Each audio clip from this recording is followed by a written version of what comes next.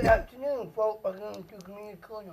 My name is David DeWitt Taylor, and my two friends are. Hello, my name is Aaron Connie Castle. Hello, my name is Ryan Nicholas Gray.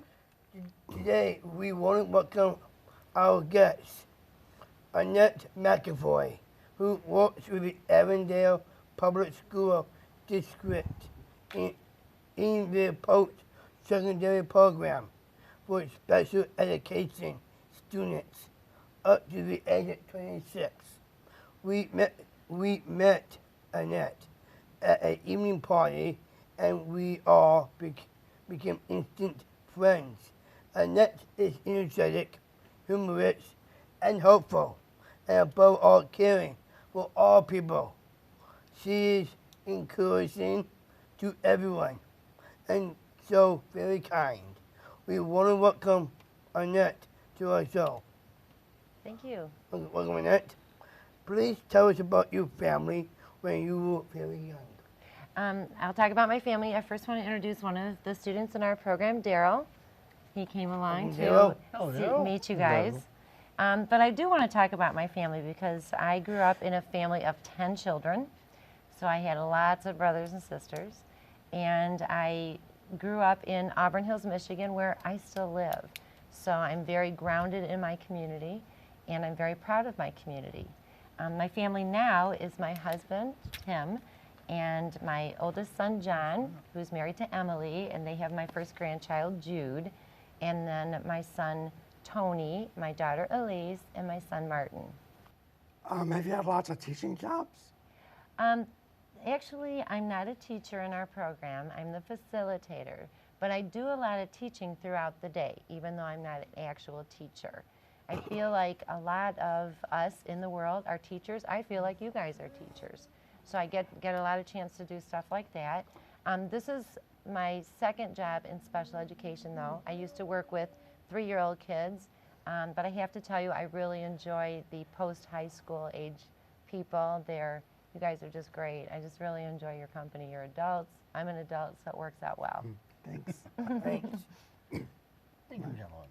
Now, Ms. McAvoy, tell us about your hobbies and interests growing up.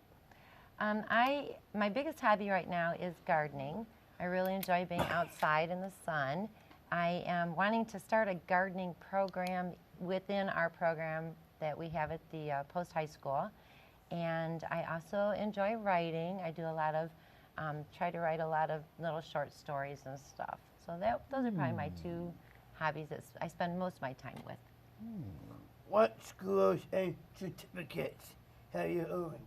Well, I'm working right now on getting a certificate for being a transition coordinator. And that's the only schooling that I have, except that I'm proud to say that I graduated from Avondale High School, the very school district that I'm living in and working in. Yay! Awesome. Yeah, go Jackets.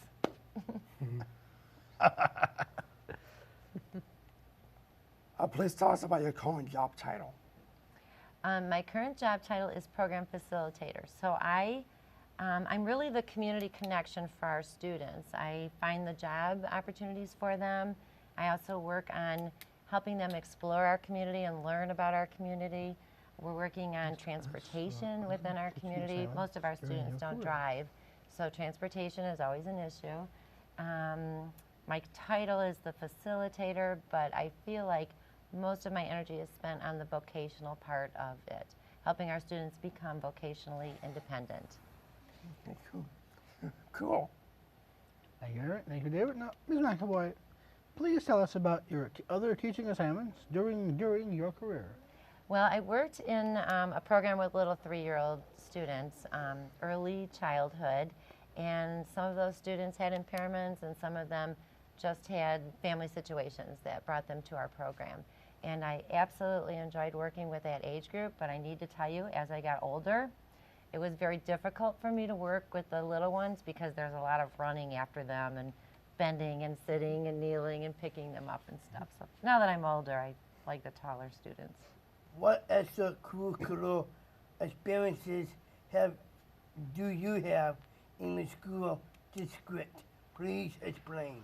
In our school district, for the whole district, regardless of how old you are, we have started a Special Olympic track and field team.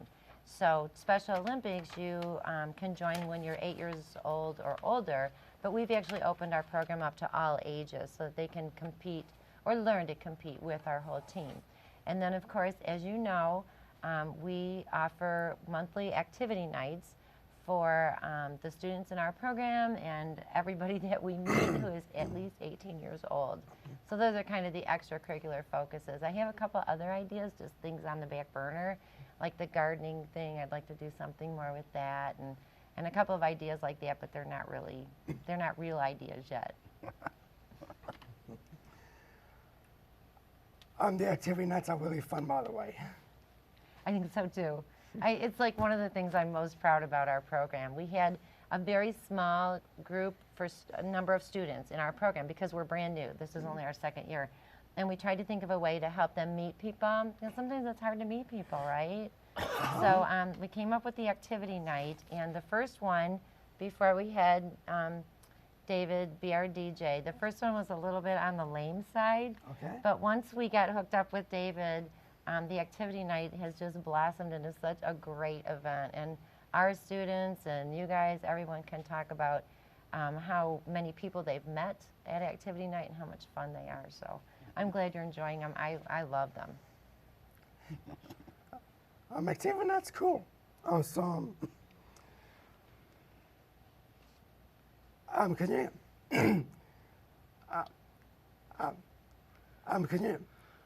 can you explain an IEP? An IEP, well, it stands for Individualized Education Plan. And so every student who is a special needs student in a school district has to have a plan that is specific for their goals so that the school district can teach them the things they need to know to meet their goals. Students in my program mostly have transition goals, like independent vocation, independent living, those kinds of goals, transportation. Yeah. Excuse me. So that's kind of the idea behind that, to make sure that school districts prepare the students to be able to meet the goals the family has set. Thank you, gentlemen. Now, Ms. McAvoy, tell us about your background of the current post-secondary program. Well, the post-secondary program got started because Avondale did not have a program for our students once they finished with high school, once they turned 18. And so our students had to go to other school districts like Pontiac and Troy and Madison, Lanphier Center and stuff. All great programs, really super programs. But my problem with that whole thing was that our students were building lives in Madison Heights or Pontiac or Troy. They weren't building a life where they knew the community that they loved. So we talked a lot about it. Our director of student services and I in a committee talked a lot about how to bring those kids home so that they could build their adult life in the community that they knew and loved. So that is why we brought that to Avondale. I really enjoy your activity nights. They're fun. I learn a lot. I learn a lot of wonderful things. And David, I'm telling you, he is the greatest DJ in the world. Because it gets me pumping. Well, in that case, tell us about the staff working with you. We have a certified teacher, and she's wonderful. We love her. She thinks very out of the box. What's her name? Her name is Kristen D., and she really looks at the students as individuals, and she tries to think of ways to help them become the person they want to be. We also have 2 para-educators who also serve as our job coaches, and one's name is Lynn and the other's name is Kim, and then there's me. I got a question. I'm going backwards here. How or who developed the program designed for the current assignment? Who developed the program? Yes. And decided what was going to be in it? When we were developing the program, because remember, this is only our second year. It's a very new program for our school district. When we were developing our program, we actually went to other school districts' programs, and we looked at what they did. And we said, wow, that's a great idea. Wow, that really works. And we did a lot of stuff on the internet, trying to find out what the best things to do in this kind of program. You know, really, what do the students need to learn? Do they need to learn algebra? Probably not. But do they need to know how to fry an egg? Probably. So that's kind of what we decided. We looked at all the information that was out there, and we sort of like picked the stuff that we thought would work with our group. Cool. Yeah. When you're off the job, how do you advertise your program? We don't advertise it as much as how it works really. Students have to go to school in the school district they live in, unless they have like special permission from their home school district. So we don't really advertise so much about our program, but we certainly like to get the word out about our social activities. And as those social activities grow, we want to keep getting the word out about that, because we love having so many people from our community, from our county, come to our program and have those activity nights and whatever else we can morph that into, right? I mean, maybe we want to make a bowling club or something, so. Yeah, that would be You cool. know, that would be cool. Yeah, it would. Did I just hear the word bowling? I think you did. I love that word. Why is it your question? You don't be so picky. Tell us about your audience at your assignment. Our program's in the Avondale Meadows building. So we're very fortunate because there's a gym there, there's an art room, there is what we call the leisure room, which has ping pong and air hockey and board games and stuff. And there's a big cafeteria, and there's a home ec room. We have a wonderful facility, and we're using every single room to do all the great fun things that we're doing. Please tell us about your writing. About my writing? Yeah. For the program, I do a couple different kinds of writing. Like I write a newsletter, and we're trying to get that out at least 3 times a year. And we try to provide in that newsletter information for special needs people in the community, fun activities they can do, or just new things that are out there that can help them or help their families. And then the other writing I do for the program is to write grants. And I know that you've written a grant, David, and so you know that can be pretty tricky. You gotta. I did thousands. I know you did a great job. So I hope to do as well as you did. I did recently write a grant, so keep your fingers crossed that we do get the money that I applied for. So those are pretty much the 2 writings I do. I do have a quick question to throw in. Yeah. I'm a volunteer DJ at OU, and I was at a meeting once. I heard it was Avondale. What's going on with the radio over there? Well, I don't know. You know, for a while when all the budget cuts started hitting in the state of Michigan, budget cuts started hitting school districts, I know that there was at one point talk of getting rid of the Avondale radio station. We have a radio station right in our high school, WAHS, and there was talk about trying to save money to get rid of that, but I don't think they're going to do that. I think they're going to keep the radio station going. Because as you guys know, this is a great, right? TV and radio is a great way to reach people. So, Are your field trips planned? we try to do field trips that are very focused to the students learning about the community. So, Darrell, where did we go today? We went to the Auburn Hills Police Station. We did, and there we learned about basically. Safety Yeah. and how to call for the right reason to the police station and not for the wrong one. Right. We've also been to Costco to not just learn about shopping at Costco, but to learn about the different jobs that are available at Costco, because Costco employs like bajillions of people across the nation. So there are a lot of jobs people can do at a place like that. I'm trying to think where else we went and looked at the Troy Community Center, which is fabulous and awesome because we wanted to learn about fun things to do in our community. We just kind of keep it focused on what will help the students learn about their community. We never just jump in the bus and go for a free-for-all ride. It usually has to have a purpose. Tell our audience. How do you locate job opportunities / volunteer sites for individuals in your program? That's a really good question, Ryan. Finding the job sites is a really challenging part of our day. So a lot of the job sites that the people that we've connected with so far are actually people that I went to high school with. Because as I said, I grew up in this town, and a lot of my friends stayed in this town. So I found myself calling them up and saying, hey, how you doing? I haven't talked to you in 30 years, but do you think you could get one of my students on your site? So we've been making a lot of connections like that, but the connection means nothing if the student's not interested in doing what you've set up for them to do. In fact, that's why Darrell's here tonight, because he has an interest in learning about television production. And I said, hey, I know some really great guys that have their own show, so why don't you come and see what it's about? So we have another student who's interested in being a fireman. He's on site at the Auburn Hills Fire Department. We have a student that's interested in working with senior citizens, and she has really strong clerical, secretarial skills. So she's at our the senior center in our town.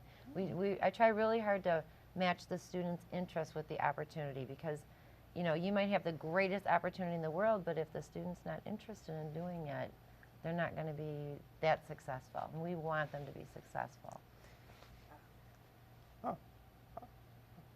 Okay, I like the idea a lot. I do too. It's What wonderful. type of paperwork does your position require? Well, the paperwork, as you guys probably have seen because you've been involved in special needs school settings and stuff, the paperwork's crazy, right? I mean, some of our students have files like this thick and everything. So there's a ton of paperwork. We are very responsible in terms of reporting to the state of Michigan how we're helping our students. They don't want students going to school just as like babysitting, right? They want to know that the students are working toward their goals, right? You know this.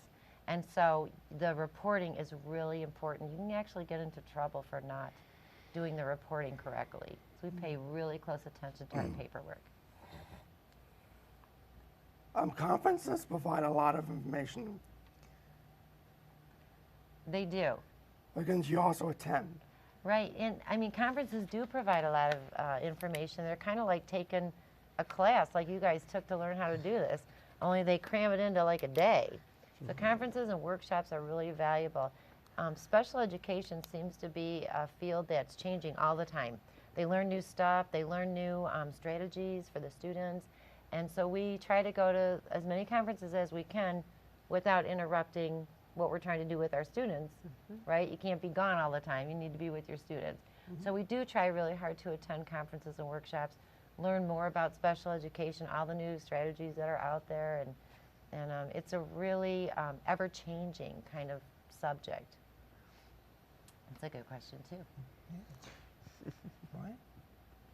Tell us about family involvement in this program.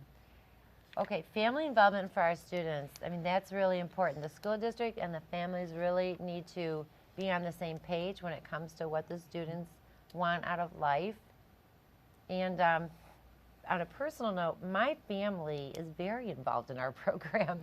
And my daughter volunteers in our program once a week. My son comes to our program as a mentor. He's impaired, he's 25. And my husband comes to all of our activity nights. My stepson helps with the track team. So I think it's really important for people to be in a family, to be involved in each other's life a little bit, kind of help each other out. And I think that my family knows that I really, really, really want my students to succeed, and I want our program to succeed. So I think my family's real behind me on that, so they help out. I mean, family is important all the way around, right? You get a new job, you want your family to back you up. Start a new program, you want your family to back you up. It's important. Tell us about your engagement with any community-based service clubs. Just Special Olympics right now in terms of what our job does. But I am also, me personally, I'm also a member of the Auburn Hills Optimist Club, which David came to speak at and did a wonderful job, provided so much information for that group that they didn't know about.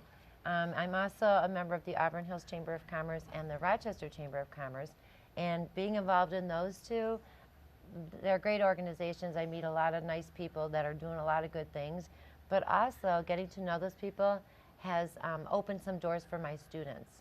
You know, because they're all business owners. And so I just had a lady that's looking for someone to help with dishwashing. She opened a brand new restaurant, and she was asking me if any of our students would be interested in that. So, you know, it's the community connection is really where you're going to have a lot of success.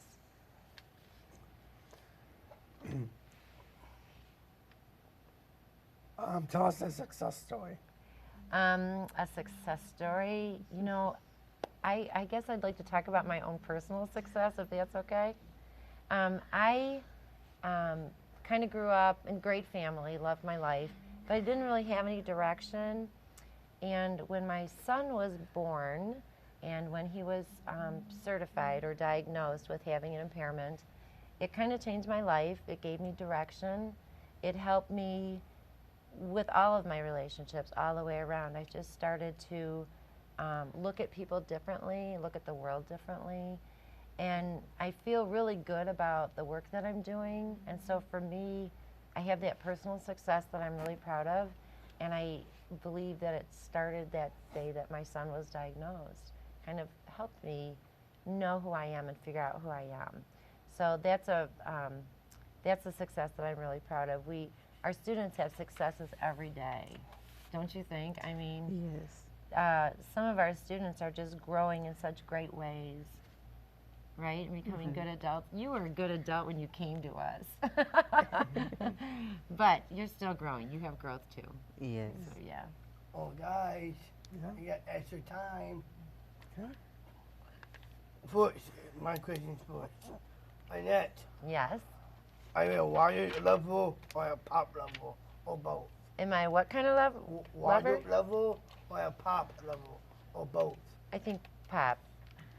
You know, how about you? Pop, water? Water. Your preference? Water. You're a health nut. Pop. Yeah, I'm big on the pop. Early in the morning, Yeah. late at night. Like me. Yeah. Well, What kind of pop do you like? Mostly caffeinated. The Coke products are always good. Yeah. I haven't tried Pepsi Max yet. No, is it good? Way good. Yeah, All Pepsi right, Max I'll is try good. it. well, in my opinion, I like caffeine-free Diet Coke myself. Yeah. I also like the Diet Root Beer I like. This guy needs to stop being Mr. Free here. My all-time favorite pop of all time would be, I think, probably Dr. Pepper. Dr. Pepper's good. Okay, well, Why ain't you free food? well, I'll tell you, my favorite food of all time would be buffalo wings at EW3's. What is your favorite food? Taco Bell. Taco Bell. Oh yeah. Taco Bell. Yeah. Red Lobster. Annette, thank you Oh, so much for being a guest Lobster. today and sharing your story. It's been wonderful to meet someone who has caring and inspiring interest in helping those with disabilities. We What? appreciate thank you your dedication and commitment. Individuals with disabilities, as everyone can see, with the abilities. Thanks again for being our guest today, Annette. I'm Ryan Nicholas Gray. It was my pleasure. Thank you for having me Oh, and for thank Daryl. you for coming. For Thank being you. Daryl. I'm DeWitt Taylor. Thank you for coming to the corner. I'm an Americana Castle. Thanks for coming. Bye, folks. See you later. Despedida. Bye con Dios. 9.